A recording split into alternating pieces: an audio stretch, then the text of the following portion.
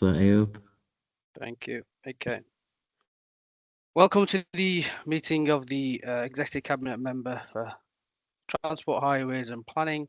Today is Tuesday, the 16th of June. Time has just gone 4:30. My name is Councillor Nadeem Ayub, and I'm the Exec Member of Highways, Transport and Planning. Can I first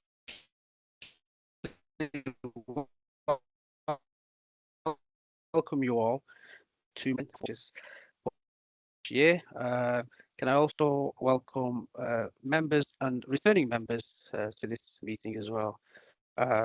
Before we get into it, I think it might be worth just going around the room to introduce who we are, so we all know who's who. Essentially, as I've just introduced myself, I'm Councillor Nadeem Ayub, the Exec Member. In no particular order, I'm just going to go from topwards onwards. So I'll start with Ian. Ian Mulholland, Deputy Democratic Services Manager. Did you want me to say something? No, it's Roger. I'm just going through no particular order. I'm just going to people to introduce themselves. I'll go with Roger. Yeah, Roger Hayes, Councillor for Smithills. Okay. It's probably not the smartest move because everybody's order might be different depending on their settings. So we could be waiting for somebody who isn't waiting yet. In any event, I'm Councillor David Grant, Ward Council for Horwich South and Blackrod. Okay, yeah, carry on then. Let's just go through it. Whoever's not been introduced, carry on. Councillor Patel, Runworth. I'll go. Councillor Maureen Flitcroft, Farnworth South. Councillor Ismail Ibrahim, Runworth Ward. Gary Parker, Assistant Director, Environment Regulatory Services. John Dyson, Director of Place. Shane Gilligan, the Operations and Performance Manager for Parking Services. But you're going to speak then, Joe, so I stopped. No, Jane. Jane Gowing, Head of Planning Services. Joe Fox, Network Manager. Okay, I think that's everybody. Right. So before we go, we'll just do some housekeeping.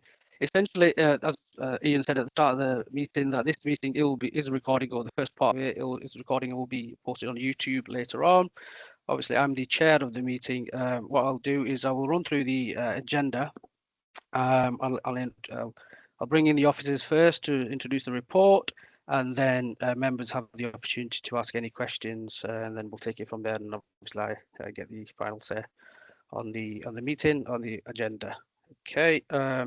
Just be mindful that this is only a 30-minute meeting, so if you can keep your points to the point and brief, but we just let you know that it's a 30-minute meeting. So, okay, so just going through the item on the agenda. First one is monitoring of the Executive Cabinet Member decisions.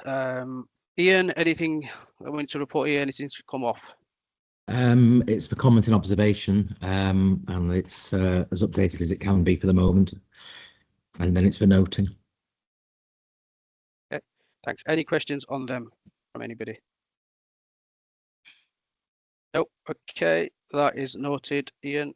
Thank you. Thank you. Okay, item number 2 is objections to waiting list and unloading restriction Runworth Ward. Okay, Joe, are you going to take us through the report? Yeah, sure. Yeah, I'll be brief. Yeah, so this is the Runworth Traffic Regulation Order Objections Report.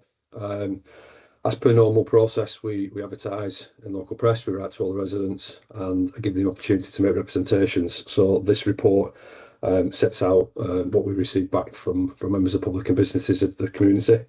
There were 21 separate locations across the Runworth Ward, which we identified needed some parking restriction interventions. We received 122 objections, one of which was a petition which contained 265 signatures. But to counteract that, we did get 286 letters of support, again, from the community. In this case, because it was there was quite a lot of representations made, Hafid, who looked after the report, sat down with ward councillors on a one-to-one, went through it kind of line by line, looking at each of the individual issues, and they came to an agreement with councillors on what to do. So the report and the schedule sets out some slight amendments to the original proposal, which in most cases is trimming back some of the restrictions. The schedule sets out all of those restrictions, again coupled with the plans, and the recommendation is in the report is to approve it as per that schedule. Thanks, Joe. Just before I bring in Councillor Ibrahim, just to let you know, this TROs from the previous year is carried over to obviously this municipal year. It's correct. It is, yes. That's correct. Yeah. Thank you, Councillor Ibrahim. Thank you, Chair. So I've looked at the actual TROs, and generally I'm quite supportive of it. The only one that I've got real concerns about is the one around Goldsmith Street, bottom of highest one lane, Bridgman Street, Caroline Street, that particular area. I've raised this with Joe Fox. I've already had this discussion with Joe Fox and Highways previously, and I'm talking, when I say previously, about around 2018, I think it was initially, and then in 2022 as well. I just feel that it's not been looked at in the manner that it should be. Road safety has got to come before traffic flow. And what we're doing here is we're actually increasing the speed of traffic upon the entry point of Goldsmith Street. Now, there was a 4-car collision just last week, and this is where the concerns are. That highest one lane, whenever a vehicle comes traveling down highest one lane, they can't see past the junction of Goldsmith Street. When the cars are parked at the bottom, they actually act as a buffer. It automatically slows the traffic down, and then people then crawl through up to Goldsmith Street, and there's obviously St Eagles School there. This point's used as a pedestrian crossing by many of the children in the area, many of the parents, and I just feel that it's not being taken into consideration as it should be. Also, there's an issue in relation to the double yellow lines that they've put outside the St Philip's Church Hall. Now, they've put double yellow lines outside St Philip's Hall. Where's the hearse supposed to park when they've got funerals? Where are the elderly, the people attending for where they're supposed to be parking? Because it's directly outside the church and all around the church. So, and then if you're expecting, so what this W lines does, it doesn't resolve traffic flow. It creates a problem. You're actually creating and displacing traffic at the same time. You're displacing parking and pushing parking to the other neighboring streets. And what needs to be taken into consideration, there's a church there, there's mosques there, there's Sunninghill School there, there's wedding halls nearby, and all of that, it's a very, very busy area. And by opening this route, you're just increasing the speed. You're not taking pedestrian safety into consideration. And I do remember, Joe, when we last spoke, and you mentioned that this particular site, the way the cars are parked up, actually acts as a buffer. So I'm not against improving road safety. This is about taking the right steps and doing the right thing. Another point to note, we've not slowed the traffic down. In 2022, I remember we'd agreed a speed matrix at the bottom of highest one lane. That was in 2022. The speed matrix pole is still there, and yet the speed matrix hasn't been put up. So no attempts have been made to slow the traffic down. Yes, we did put a speed hump there. I spoke to Joe a few weeks ago, and I talked about rumble strips to try and reduce the speed, and it's something that we want to consider. But I just feel that this particular area of the TRO needs to be looked at comprehensively, reviewed, and before we actually approve anything. I just feel that we need to look at the speed of traffic, reduce the traffic flow, and then we can look at introducing TROs. Because at this moment in time, the TROs are not serving a purpose. What they're doing is they're creating speed, displacing traffic, And another thing as well is you've this Caroline Street. You've put W lines down Caroline Street. Now there's a garage there. A lot of the car park in the garage is full. The overspill goes onto Caroline Street and onto Bridgman Street neighbouring. So if you're putting W lines there, all that traffic is then going to be displaced onto the neighbouring streets. And if you go further up Caroline Street, you've got Goshia Hall and Goshia Mosque. Goshia Hall has weddings. You're talking 500, 600, 700 people attending. So all that traffic goes onto the street. Sorry, my cat's trying to take over here. But so there's lots of things to take into consideration. Also, there's objections, 200, over 100 individual objections, in the petition as well. So these are the things that need to be. Sorry, my apologies. Sorry, oops, sorry. Yeah. So I just think, I think we just need to sit down, have a look at it correctly. I've lived here for over 40 years. I have a business in the area as well, so I know the area. This is me speaking from lived experience. I live in the neighbouring street, so I've seen it. I've seen the accidents, and if you look at the actual map itself, the number 37 Argo Street. If you look at the wall, that's a new wall. A car's colliding into that wall. That's the next street. If you look at number 38 Argo Street, that's a new gable wall. A car colliding into that wall. So you can imagine the speeds that these vehicles travel down Highswell Lane at. So there's been lots of accidents at this particular site. What helps us is actually park the vehicles, and we're looking at it in the wrong way. We're looking at trying to create traffic flow and speed flow. What we need to do is look at pedestrian safety as a paramount. And I just feel happy to look at ways in trying to improve this particular area. But I just feel that this particular proposal doesn't meet the objectives. Thank you. Thanks. Thanks, Councillor Ibrahim. Joe, do you want to come back? Or If we to let the other councillors respond first, and then maybe pick it up. Yeah. Okay, sure. Councillor Howard first. Sorry, apologies, Councillor Howard. Councillor Patel, do you want to go before me? Because mine's just a little question about policy. I think you want to speak to the detail on that. Yeah, happy to do that. Chair, thanks. First of all, I'd like to thank obviously all the officers who've been working on this. It's obviously been an extensive consultation and community engagement process. I take on board what Councillor Ismail has said. He's mentioned, obviously, he's got a number of businesses in the area. The two businesses that are particularly at that junction do belong to Councillor Ismail as well. We have looked at, obviously, parking, but it's mainly around safety measures. The whole idea about the junction improvements and safety TROs are there for the safety of the pedestrians, the road users, the visibility and manoeuvrability. The whole of Runworth, due to various reasons, have talked about incidents around accidents, some serious ones, some not so serious. The incident they mentioned a couple of days ago, the actual collision was caused by visibility obstruction at a junction further up. So the actual speeding didn't actually start at that junction; it started past that junction and then afterwards. Like I said, it's a targeted proposal. We've considered, looked at consultation, engagement.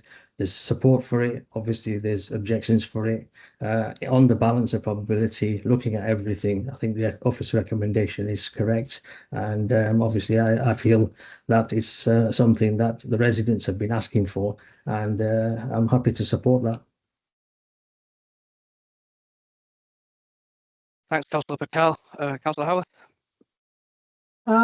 Thank you very much. First thing, very quickly, I'm very happy to support Councillor Ismail Ibrahim, who wants to defer the items that cover the double yellow lines at the junction of Goldsmith Street and Bridgman Street, Caroline Street, and also the area adjacent to St Philip's Church and the bend at the bottom of Highswan Lane. just that aspect for further consideration. But I looked through all of this, and Back Bonus Road, which connects Swan Lane to Pikes Road, and also I looked at the other end of Pikes Road too. So 3 years ago, I know there was faded double yellow lines there on every corner. They were faded, but they were there. You could see them. So what I want to understand from this meeting is if you've got a TRO that's there and lines get faded and then you paint them back in, I don't know whether ward money helps with that, then the TRO can carry on rolling. I just want to ask on this meeting, it's so pertinent, that if lines fade completely, and that can happen, I'm learning, because when you've got very heavy vehicle use, I've noticed that lines can fade completely. That's one example of a place where it's happened. Does that mean that the TRO automatically ends because it can't function without lines? I'd be grateful if any officers know that, what happens with that. Thank you. Yeah, I can come in on that, Thanks, Councillor. Yeah. Okay. I know Councillor Ibrahim's got his question, has got his hand up, but it's probably in. Do you want to come in, Councillor Ibrahim, before Joe answers the question, or should we let Joe answer? Okay. Yeah, you have to after, sorry. Yeah. The legal order remains. So the legal order doesn't cease and stop when we have to remake it. It's just that the lines just need repainting and then we can continue with enforcement. So yeah, the legal order still stands. It'll only ever change if we actually legally revoke the order or change the order, which again is another legal process in itself. Thank you. So. Thanks, Councillor Ibrahim. Yeah, so my key point here is I'd rather be criticised for delaying a scheme than regretting approving a scheme that contributes to a serious injury. It's about taking everything into consideration. And the other thing you've not answered is, what about the St. Philip's Church Hall? What about the hearse? We've not talked about the churchgoers. And you've put double lines all around that particular area. Why can't we introduce the speed matrix? Look at the behavior. Does that change the behavior? The priority here is to slow traffic, not to compromise pedestrian safety. And that's what I'm trying to highlight here. And then if we come back and look at it at a later date, it's not a problem, because this has been going on for quite a while. We're trying to find the right solution for this particular junction. And I'm not asking to totally discard it. I'm talking about reviewing it, deferring it for a review, taking everything into consideration, and then coming up with a solution. Because, like I mentioned, it's better to defer than regret. So I think it's important that we take everything to look. I've lived in the area for over 45 years. I live 2 streets away. I own one of the 2 businesses, not both of them. I own one of the 2 businesses, Councillor Patel. And I do see it. I see the accidents on a day-to-day basis. I walk out onto that particular street. So that's why I'm not taking things lightly here. Sunninghill School is just up the road. Goshia Mosque is in the next street. Darul Quran Mosque and the madrasa is around the corner. You're talking hundreds of children. This is used for King's Academy and SA Academy routes. So we have to take into consideration the amount of pedestrian flow. And that's what I'm looking at here. Not to make a quick decision, not to make a flippant decision. I know the officers have done a lot of work behind this, but have we done, I'm just trying to think, have we done a speed survey on that particular road? Have we looked at the speed? Have we taken that into consideration? Have we looked at the displaced parking? Have we looked at, the other, I'm just trying to think, I've got a list of things here. Alternative traffic calming measures as well. Thanks, Councillor. We're conscious of time, so you can just wrap up. Yeah. No, so just to conclude, that's what I've got to mention. Thank you. Yeah, thank you, Joe. Right, so obviously we've heard opinions here. So, Joe, if I can share, ask. So this TRO is more than just Bridgman Street, right? So this seems to be more than that. So the consensus decisions around sounds like it's about Bridgman Street. On stages, or how does it work? So I think the way to tackle this is to look at I think site meeting's inevitable. I think we need to sit down. We need to walk the site and agree on exactly what we need to do in that area. So I would suggest that we maybe is defer it. I know it's frustrating. It's been a long time coming anyway, but I think Councillor Brennan's correct. I think it's worth that extra just bit of time, just taking into account that junction, walking that junction, and looking at it again before we take, because if you do put them in and we find that there's an issue, it's a whole another process to take them back out again. So I think, yeah, let's try and get it right first time. So just to clarify there, Joe, are you suggesting deferring the whole TRO, or are you suggesting just defer the TRO where the Bridgman Street junction is? I think we can. I think if I'm right, I think we can isolate maybe those particular items in the schedule that we just need to just review before we proceed. And I think we can sit down in a meeting quite quickly and go on site quite quickly and try and resolve it. Okay, all right. I know John wants to come in. John Dyson. I know Councillor Patel had his hand up in a second. Okay, let's go, John. John Dyson. You're on mute, John. Oh, I am. Thank you. Thank you, Chair. It's probably a procedural point and a question to Ian. It seems to me, given the level of work which has taken place to bring forward today's report and the number of streets, roads that the report talks to, if there was a mechanism for, with members' agreement and your agreement, Chair, approving the majority of proposals within the report and deferring the specific proposal in respect of Bridgman Street in order that further site work could be undertaken, then it would enable us to mobilise works and dare I say, bring things into play on site quickly. I'm not personally hearing any objection to any of the other proposals, but I don't know procedurally, Ian, whether we can approve the report in I'm going to say in part, substantially approve the report, but maybe defer one or two aspects of the report for further consideration.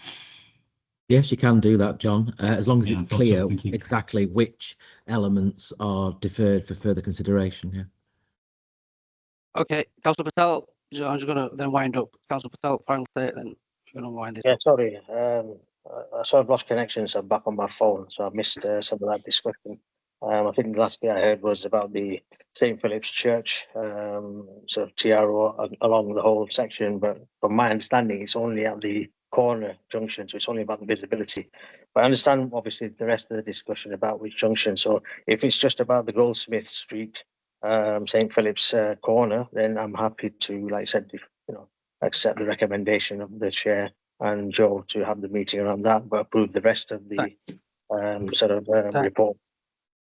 Thanks. I'm gonna wind this. We can go on all night here. We got only 7 minutes left. We got another item. So I'm gonna not take any further questions, and I'm gonna make the announcement that I am gonna make.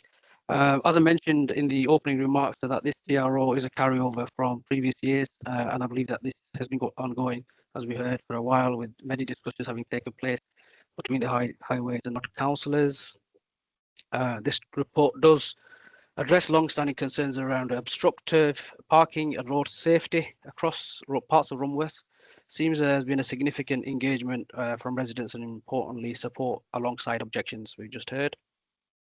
The key points are that these proposals are targeted and proportionate, focus mainly on junction protection where visibility and safety are compromised and not blanket restrictions. Also, obviously, I recognise the concerns around the parking and the lack of. The evidence shows that the road safety benefits, particularly for pedestrians, vulnerable groups, clearly outweigh the limited impact on parking provisions. The scheme has been refined following consultations and meet all legal and equality requirements. However, we've just heard that obviously the contentious decision is regarding the Bridgman Street junction. So if I can ask the officers to have a review of that, but the rest of it is obviously, as we heard, is acceptable to officers and board members as well. On that basis, that this TRO has obviously been through the ward councillors and delivers more than just Bridgman Street. So I don't know, hold the rest of the TRO up. I'm going to approve provisionally the TRO, but I've asked the officers to review the Bridgman Street as has been described and work with the ward councillors and to come up with an acceptable solution there. Okay. So Councillor Abe, the agreement report, as recommended, with the deferral of the said areas as discussed. Is that right? Yeah, correct. Yes, yes. Bridgman Street should be absolutely clear. Is that Bridgman Street? Councillor Hayes, is it? It's a general comment before you go into private session, actually, executive member. Have I misunderstood something? When did these meetings become time limited? As I understood it, if we needed to discuss, we'd go on discussing until we'd resolved. I appreciate the need to get them over as quickly as we can, but when there's a important item, it's a bit off-putting to say you've only got half an hour to talk about for the meeting. It's not me personally. The meeting for half an hour. Is Ian? Is that yeah? They put in 30 minutes. Yeah, they put in the diary for half an hour, but the meetings can run on. So perhaps a misunderstanding. They can run on past that. Yeah. Okay. Yeah. Okay. That's because I noticed a sign just came up saying you've got 5 minutes left. I mean, it worries me if we're actually restricting the possibility of debate, either intentionally or unintentionally, because to me, if we got an important item, we talk about it until we've resolved it. There aren't any time limited meetings in my view. We're all glad to get home and get something to eat and everything else, I know, but they're not restricted, Councillor Hayes. The meeting will just carry on. Yeah. Thank you for clarifying. Yeah. No problem. Absolutely. Right. So that's been noted, Ian. Shall we now move to the next item, which is obviously a confidential item? Can we stop the recording? It's fine. Just one moment.